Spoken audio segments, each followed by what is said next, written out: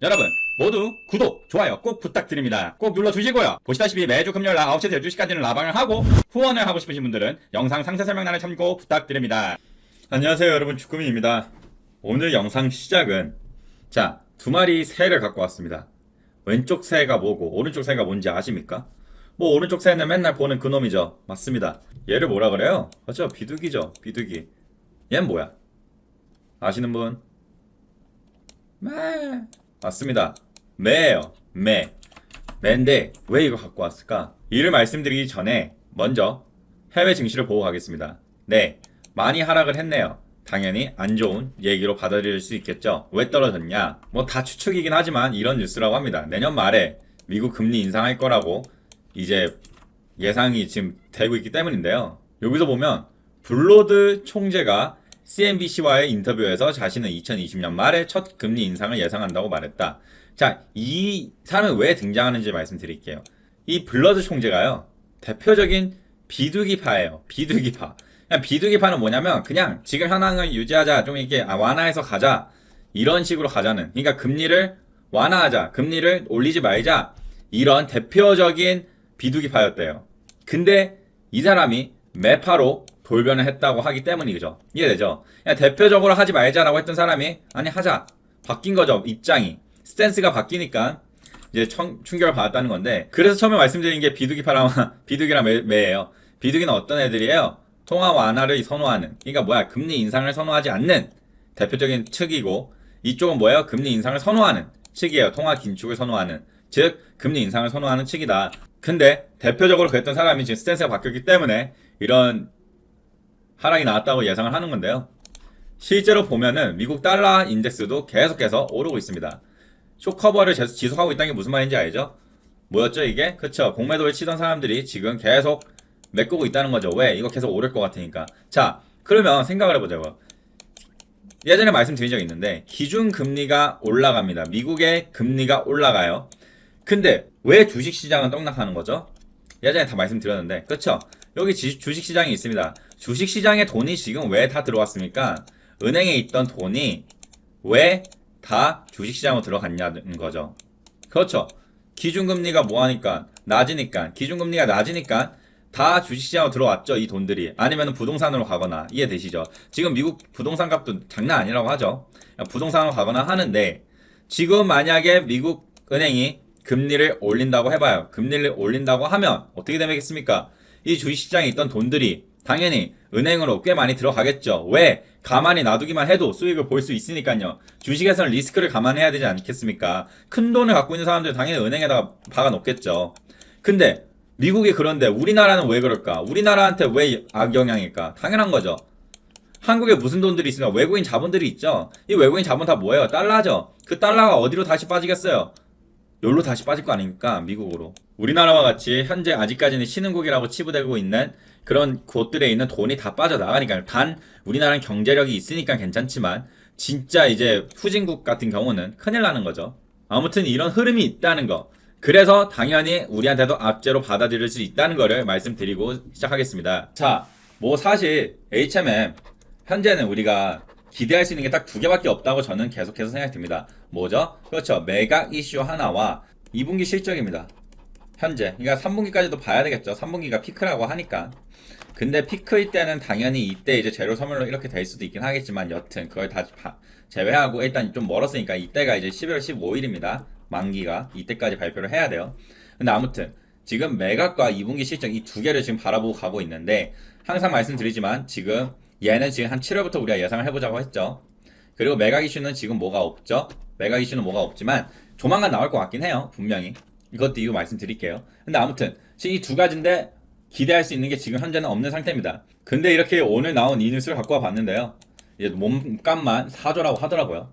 내용을 조금 더 보시면 일단 하나 봐볼 만한 부분은 이 부분인 것 같습니다. 산업은행이 보유한 HMM의 지분 가치에 병영권 프리미엄을 더하면 몸값은 4조 원에 육박할 것으로 예상된다. 자, 4조면요. 여러분 아시죠? 얼마 썼죠? 산업은행이 3.1조 썼죠. 얘가 매각하는 최고의 이유는 뭐라 그랬죠? 그렇죠. 지금 자금 회수예요. 공적 자금 회수. 3.1조를 회수하면 됩니다. 일단 그 거기서 이익을 낸 게 더 좋은 거고요. 자, 그럼 차익이 얼마입니까? 대충 9천억이죠. 9천억. 그러면 생각을 해보세요. HMM이 HMM이. 물론 3분기까지 어떻게 될지 몰라요. 오를 거라고 저도 생각을 합니다. 하지만 어쨌든 산업은행 입장에서는 지금 팔면 9천억을 남기는 셈이잖아요. 아니면 산업은행이 이때까지 고민을 할 수는 있겠죠. 근데 내가 봤을 때 3분기 이내에는 분명히 나올 것 같아요. 매각 이슈 뉴스들이. 왜 그렇게 생각하냐면 지금 이때가 피크라고 하면 이때가 주가도 피크가 될 수도 있는 가능성이 살짝은 있잖아요. 확률이. 그렇게 쳤을 때 산업은행 입장에서는 이때 맥스로 뽑아낼 수 있다면 이해돼요? 이 산업은행이 보유한 HM의 지분가치 이게 결국 주식수란 말이에요. 그래서 이 주식수 했을 때 지금 피크가 이때라면 당연히 얘네는 3분기 이내에는 이게 만들어내지 않을까라고 한번 생각을 해보게 되고요. 오로지 이 기사만 보고 주꾸미가 생각했을 때 봐봐요. 현대차그룹, 포스코그룹 이렇게 두 개가 있대요. 그리고 HDC 산업생활. 근데 얘는 별로 안 좋아할 것 같아요. 산업은행이. 알죠? 이 옛날에 아시아나항공 얘네가 엿먹였었죠. 한다고 해놓고 아시아나항공 안 한다 그래갖고 난리가 났던 경험이 있기 때문에 현대차냐 포스코냐 둘 중에 하나일 것 같아요. 주꾸미 생각에. 만약에 인수가 된다면. 왜냐 얘는 자금력이 되니까요. 이해되죠? 조단이에요. 단위 이거 잘못 쓰신 것 같아요. 봐봐요. 그러면 현대차그룹의 이유를 HMM 인수로 현대글로비스 기업 가치가 높아지면 항공 기배 구조 개편에도 긍정적 영향을 끼칠 것으로 예상된다. 이렇게 나옵니다. 근데 포스코 그룹의 인수 이유를 보면요. 물류비가 연간 3조 원에 달하는 상황에서 HMM 인수가 이루어지면 물류비를 대폭 아낄 수 있을 것으로 보인다. 누가 더 유력할 것 같아요? 제 개인적인 생각으로는 포스코일 것 같아요. 왜? 3조 원을 아낄 수 있대잖아요. 물론 이 HMM을 매수하게 되면은 뭐 4조 원을 내야 되고 그리고 뭐 실제로 3조 원이라 해도 뭐 HMM 이거 매수하고 나서도 뭐 얘한테 뭐 1년에 뭐 예를 들어서 1조씩의 돈은 HMM에 투자한다고 쳤을 때 매년 2조가 남죠? 이해되죠? 그럼 2년만 지나도 뭐가 됩니까? 이거 매수했던 금액 그만큼 다 돌려받죠. 회수하죠. 그 다음부터는 다 플러스냐. 그냥 손익분기금이 이때 도달하는 거 아니야. 그거 나서 플러스잖아요. 이때부터. 그러니까 그래서 제 생각에는 가장 구미가 당길만한 곳은 포스코이지 않을까라는 생각을 감히 해보고요. 근데 여기서 또 안 좋은 뉴스가 있기는 합니다. 지금 국제 유가가 계속해서 오르고 있다고 하는데 실제로 보니까 지금 국제 유가가 선물 기준 71달러로 끝났더라고요. 71달러. 자, 국제 유가가 이렇게 올라서 끝났기 때문에 지금 HMM 같은 경우 선박회사죠. 그리고 대한항공 뭐 어쨌든 해운회사 아니죠. 항공회사든 이런 회사들 다 뭘로 됩니까? 그렇죠. 기름으로 이 채워넣어갖고 비행기 다니는 거잖아요. 배도 다니는 거고. 당연히 악재로 받아들여질 수는 있다고 생각은 듭니다. 이렇게만 봤을 때 계속해서 오른다면 과거 2008년대를 기억해 보면요 그때 150달러인가 그때까지 올라갔어요. 이게 떡락했다가 계속 오르면 당연히 악재로 받아들일 수 있을 것 같기도 한데 되게 공교롭게도 이런 뉴스가 또 떴어요. 오늘 중국 신장 위구르에서 10억 톤 규모의 유전가스 지대가 발견됐대요. 그래서 보면은 시출량이 엄청나게 증가했대잖아요. 작년에 이제 지난번에 이걸 발견했을 때도 6년간 시출량이 3만 톤에서 120만 톤. 그러니까 지금 또 10억 톤을 찾았죠. 10억 톤을 찾았으면 또 어떻겠어요? 여기서 기름 많이 뽑아내면 유가 안정될 확률이 크겠죠. 근데 지금 상반된 뉴스라는 거죠. 유가가 오르고 있는 건 악재입니다.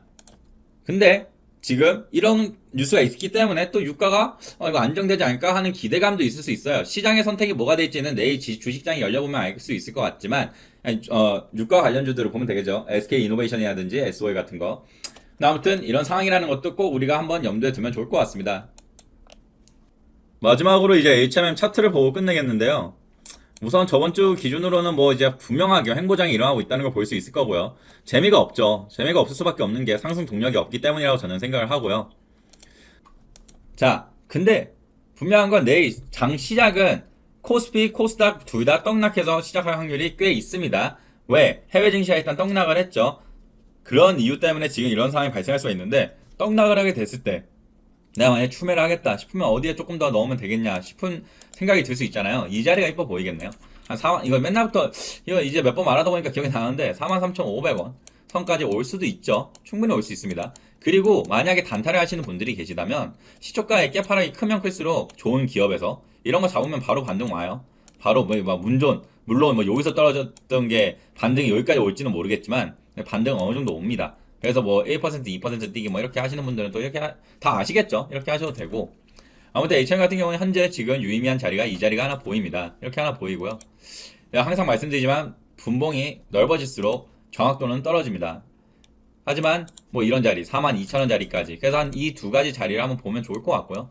그 이하까지 떨어진다? 뭐 제가 봤을 때는 뭐 최하가 떨어져봤자 4만원 낼 것 같고요. 4만원은 정말 깨기 힘들겠죠. 아마 그럼 오지도 않을 거예요. 여긴 절대 안 올 거고. 올라간다? 올라갈 수도 있죠. 근데 올라갈까? 사실 주꾸미는 약간 거기에 대해서는 회의적입니다. 올라갈 모멘텀이 전혀 없으니까요. 7월달 실적이 이제 2분기 실적이 반영되기 전까지는 별로 그 기대하면 올라오기 전까지는 횡보를 할 것 같은데 아무튼 뭐 위의 자리는 한 이 정도를 그어볼 수 있을 것 같습니다. 이 정도 자리 그어보고요. 아무튼 여러분 내일 다시 장은 시작됩니다. 그리고 주꾸미가 봤을 때는 그냥 역시나 재미없는 장이 이루어질 것 같은데요. 아니면은 내일은 뭐 이렇게 될 확률은 크다고 봐요. 여기서 이렇게 여기까지 갈 리는 없겠지만 뭐 그냥 예를 들게요. 여기까지 떨어졌다가 이렇게 꼬리 달린 양봉이 뜰 확률이 더 크다고 봐요. 빨간봉이죠. 이런 식으로 뜨지 않을까. 이런 식으로 뜨지 않을까라고 감히 예상을 해봅니다. 아무튼 저도 예상일 뿐이니까 저를 너무 믿지 마시고요. 아무튼 여러분 내일 장 모두 다 열심히 하시길 바라고 언제나 열심히 하셔서 언젠가는 주린이에서 주포가 되시길 바랍니다. 감사합니다.